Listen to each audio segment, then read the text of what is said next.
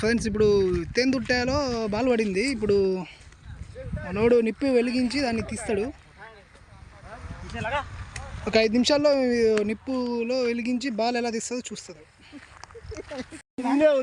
first వెలిగించు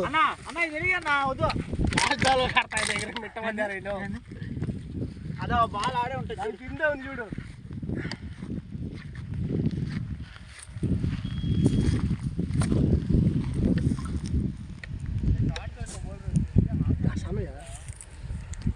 तेल दिखलाया कर ले हमें अगर तेल तो दिखाई था YouTube लावर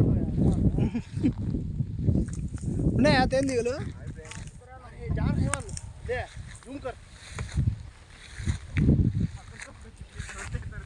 पप्पू